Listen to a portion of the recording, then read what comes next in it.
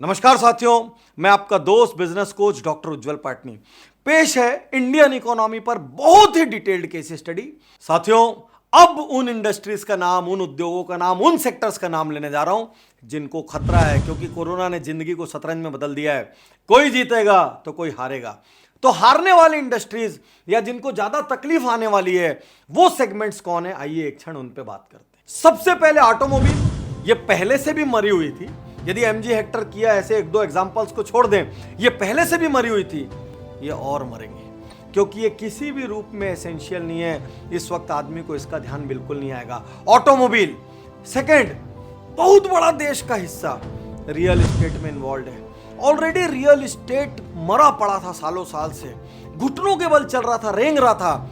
थोड़ी सी रोशनी की किरण नजर आई थी, लेकिन मुझे डाउट है अगले 1-1.5 साल के लिए रियल एस्टेट फिर नीचे चले जाएगा, क्योंकि इस वक्त कोई भी आदमी बड़े इन्वेस्टमेंट नहीं करना चाहेगा जो एसेंशियल ना हो। ज्वेलरी इंडस्ट्री नीचे जा सकती है, क्योंकि जिनके घरों में शादियां हैं वो तो ज्वेलरी लेंगे, उनकी मजबूरी है, हालांकि उनका भी बजट कम हो जाएगा। और बाकी जितने भी लोग एस्पिरेशनल ज्वेलरी लेते थे, जब बाहर कहीं जाना ही नहीं है, जब पार्टियां ही कम हो रही है, जब गैदरिंग्स ही कम हो रही है, तो ज्वेलरी दिखाएंगे किसको? तो ज्वेलरी इंडस्ट्री भी नीचे आएगी। फर्नीचर्स, फर्निशिंग अर्थात सारे पर्दे, sofa cloth manufacturer, dealer, accessories, घर को सजाने वाली जितनी भी चीजें हैं, आप सब नीचे आएंगे, क्योंकि इस वक्त आदमी अपने घर में रुकेगा। इस वक्त वो कोई भी भीड़ वाली दुकान में नहीं जाना चाहेगा और ये हैंगओवर काफी दिन तक रहेगा।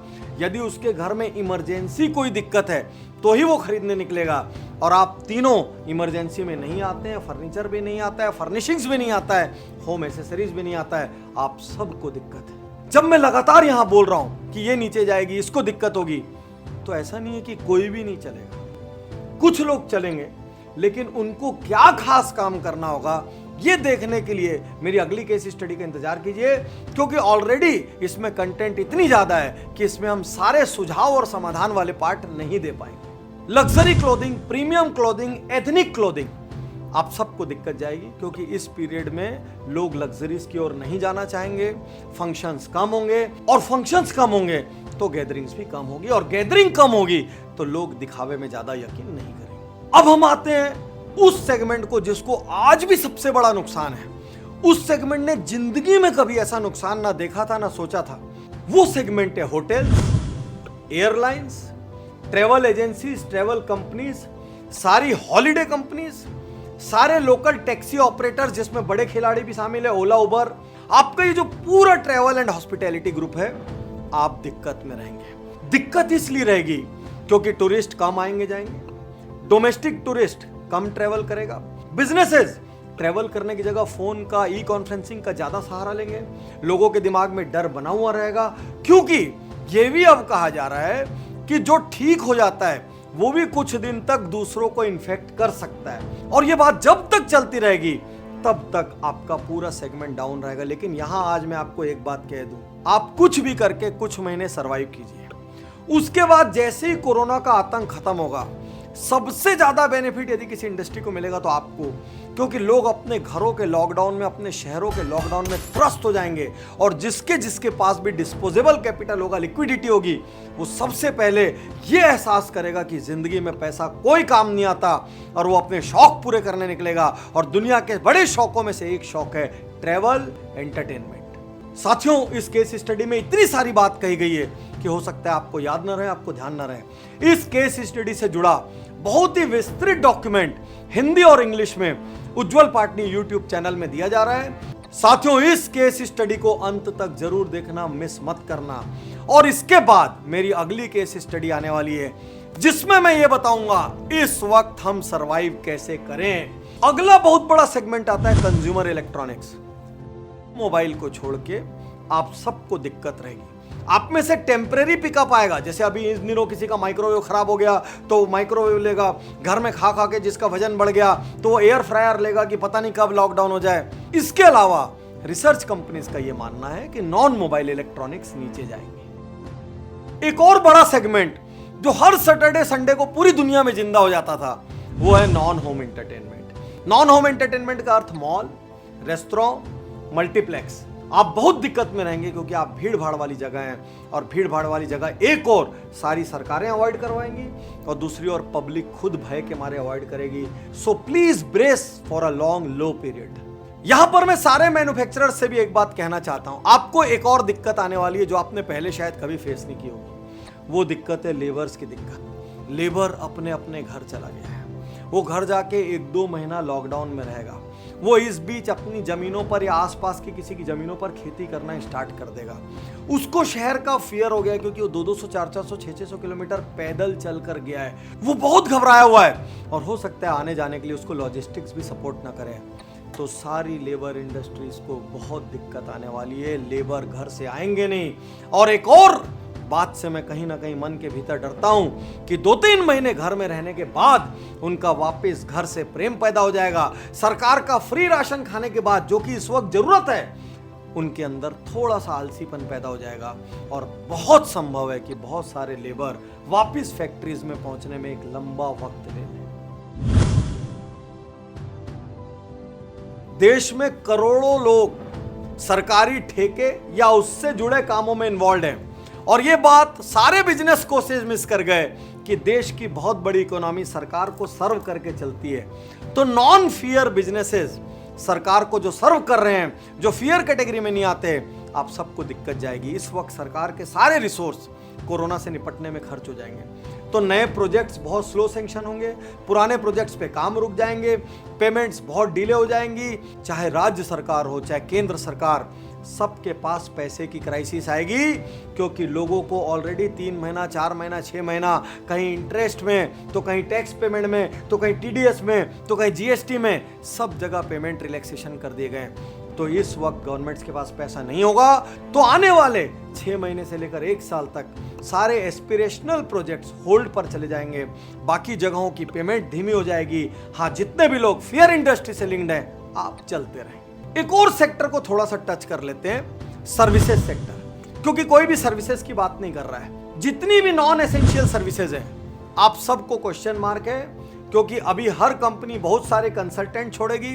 रिक्रूटमेंट एजेंसीज को क्वेश्चन मार्क है, क्योंकि एक्चुअली छटनी होगी, नई हायरिंग बहुत कम हो जाएगी। आर्किटेक्ट्स, इंटीरियर डिजाइनर्स, सबको क्वेश्चन मार्क है, क्योंकि अभी नए घर बनेंगे नहीं, उनकी सजावट नहीं होगी। तो ये पूरा का पूरा सर्विसेज का इकोसिस्टम नीचे जाएगा। और जो प्रोफेशनल्स, अगेन वो ई वाली सर्विसेज दे रहे, जो हमने पहली बात की, सारी लंबी लिस्ट ई में और सारी लंबी लिस्ट फियर में, ये वाले प्रोफेशनल्स और सर्विसेज अच्छा करेंगे। इस वक्त एक कौम आनंद उठाएगी, सारे लोन रिस्ट्रक्चरिंग वाले एजेंट्स, सारे डेट कंसल्टेंट्स, सारे रिस्ट्रक्चर करने वाले सुपर एक्सपर्ट्स, सारे डूबे हुओं को निकालने वाले हमारे जैसे एक्सपर्ट्स, ऐसे सब लोगों के पास खूब इंक्वायरीज रहेंगी, क्योंकि बिजनेसेस को ये समझ में नहीं आएगा कि वो कैसे निपटें। ऐसे में वो इस श्रेणी के कंसल्टेंट्स की जरूर मदद लेंगे। साथियों, अब मैं आता हूं सबसे महत्वपूर्ण हिस्से पे। मैं लगातार ये कह रहा हूं कि जो बाकी केस स्टडीज में कहा गया ये अच्छा करेगा, ये खराब करेगा, वो पार्शियल सत्य है। उसी इंडस्ट्री में हो सकता है कोई अच्छा करे, हो सकता है कोई अच्छा ना करे। तो सबसे पहली सिचुएशन, यदि आपका रॉ मटेरियल नेशनल या लोकल है, और यदि आपका कंजम्पशन भी लोकल या नेशनल है, तो आपको दिक्कत नहीं आएगी। तो सबसे पहले हम ये एज्यूम करते हैं कि आप चलने वाली कैटेगरी में, जो हमने ट्रेड्स में बात बताई, ये वाले चलेंगे, ये ग्रीन रहेंगे, अच्छा करेंगे, आप उस कैटेगरी में।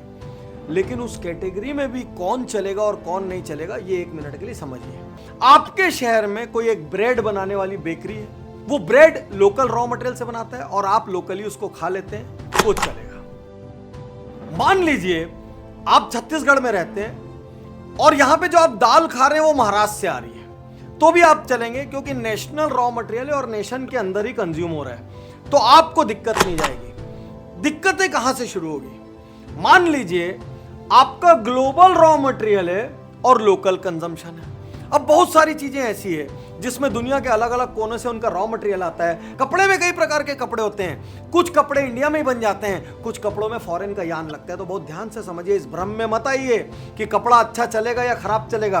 अच्छे से समझिए, यदि ग्लोबल रॉ मटेरियल है और लोकल या नेशनल कंजम्पशन है, अर्थात इंडिया में कंज्यूम कर रहे हैं, तो सप्लाई चेन की दिक्कतें आएगी। डिपेंड करेगा वर्ल्ड के किस पार्ट से आपका माल आता है। तीसरी सिचुएशन, यदि आपका बिजनेस भले चलने वाली कैटेगरी में, लेकिन ग्लोबल रॉ मटेरियल है और ग्लोबली कंजम्पशन है। मतलब आप कई जगह से चीजों को मंगा रहे हैं और उनको वापस से कहीं बाहर भेज रहे हैं, आपको डबल दिक्कत है, क्योंकि आपको चीजें आने में भी दिक्कत आएगी और चीजें बाहर भेजने में भी दिक्कत आएगी। इसका एग्जांपल देता हूं। मान लीजिए कोई एक इलेक्ट्रॉनिक गुड बनाने के लिए आपको ताइवान का भी पार्ट लग रहा है, आपको चाइना का भी पार्ट लग रहा है, आपको यूरोप का भी कोई पार्ट लग रहा है, तो हो सकता है आपका ताइवान और चाइना वाला पार्ट आ जाएगा, आपका यूरोप का पार्ट अटक जाएगा, तो आपकी असेंबली लाइन पूरी नहीं हो पाएगी। यही दिक्कत ऑटोमोबाइल को भी होगी, उनके भी अलग अलग देशों से पार्ट आते हैं, तो पता चला कोई देश सही चल रहा है और किसी देश में कोरोना की मार पड़ी हुई है, तो उनकी असेंबली लाइन पूरी नहीं हो पाएगी। तो बहुत ध्यान से अपने आप को आंकिए कि भले मैं चलने वाली इंडस्ट्री में हूं, लेकिन क्या मेरा कोई रॉ मटेरियल ऐसा है जो इंटरनेशनली डिपेंडेंट है, जो बाहर से आता है।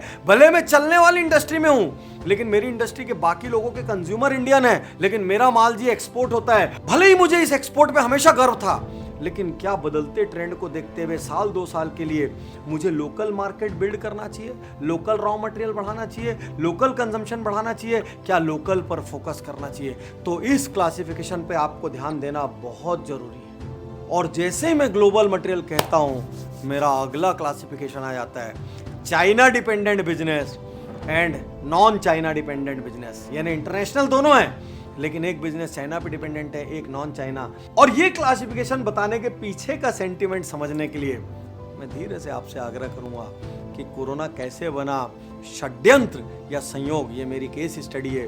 उज्ज्वल पाटनी यूट्यूब चैनल पर इसको जरूर देखिए, तो मेरे पीछे का सेंटीमेंट आपको समझ आ जाएगा। तो चाइना डिपेंडेंट जो बिजनेस है, आपको कोई प्रॉब्लम नहीं होने वाली, क्योंकि चाइना में ऑलरेडी मार्च मिड से आधे से ज़्यादा स्कूल खुल चुके हैं, 80% इंडस्ट्रीज प्रोडक्शन कर चुकी है, शेयर मार्केट रिकवर कर रहा है, फिनटेक एजेंसीज वापस से काम करने लग गई हैं, वर्कर्स काम पे लौटने लग गए हैं। वो तो छोड़िए, जिस वुहान में त्राही मची थी, वहाँ पे बाजार वापस खुल गए हैं, वहाँ पे स्कूलें वापस खुल गई है, वहाँ पे सिनेमा हॉल वापस खुल गए हैं, वहाँ पे बैंक वापस खुल गए हैं, वहाँ पे सड़कों पे आवाजाही चालू हो चुकी है। तो इसलिए मैं यहाँ कहना चाहता हूँ कि यदि ग्लोबल रॉ मटेरियल भी आ रहा है और वो चाइना से आ रहा है, तो आपको चिंता ज्यादा नहीं करनी चाहिए। साथियों, उम्मीद है इस केस स्टडी ने आपको जबरदस्त प्रभावित किया होगा। यदि आपको अच्छी लगी हो तो पक्का शेयर करें और डॉक्यूमेंट डाउनलोड जरूर करें। भूले ना कि आजकल उज्ज्वल पाटनी यूट्यूब चैनल बहुत ज्यादा रिसर्च केस स्टडी बना रहा है, इसीलिए हमारी संख्याएं थोड़ी सी कम हो गई है, लेकिन यहां और इससे आगे आप जो भी केस स्टडी देखेंगे, आपको लगेगा ये 100 मैगजीन के बराबर एक केस स्टडी। शुक्रिया, धन्यवाद, थैंक यू। कम खर्च में सरल हिंदी में घर बैठे सीखिए बिजनेस बढ़ाना, भारत का सबसे बड़ा business and life coaching portal.